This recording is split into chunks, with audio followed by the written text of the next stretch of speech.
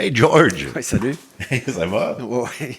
Ben Hey, oui, c'est pas très élégant de t'aborder en sortant des toilettes comme ça, là, mais parlant d'élégant, faut que j'aille congédier quelqu'un, puis je suis pas à l'aise. Regarde, tu sais de qui qu'on parle, regarde, on t'a eu pas de formation, mais un coaching avec, puis tout ça, puis regarde, on a beau lui montrer des bénéfices, comme tu m'as appris, puis tout ça, il veut rien savoir, il cadre pas, il est pas capable de s'intégrer, fait que j'ai comme pas le choix, faut que j'aille le congédier, mais il me semble qu'il n'y a pas de bonne façon pour congédier quelqu'un. en fait, il n'y a jamais une façon de dire à quelqu'un ton père est mort et qu'il n'y aura pas de peine. Donc, il y a plusieurs raisons pour lesquelles on veut congédier quelqu'un.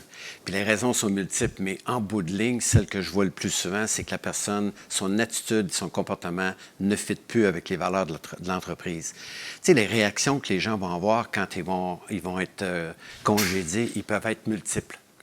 Ils peuvent avoir, la personne peut être déçue, elle peut être insécure, elle peut être frustrée. Et j'ai même vu des gens qui, eux, ils étaient contents d'être congédiés parce qu'ils n'auraient jamais été capables de dire « moi, je veux m'en aller ».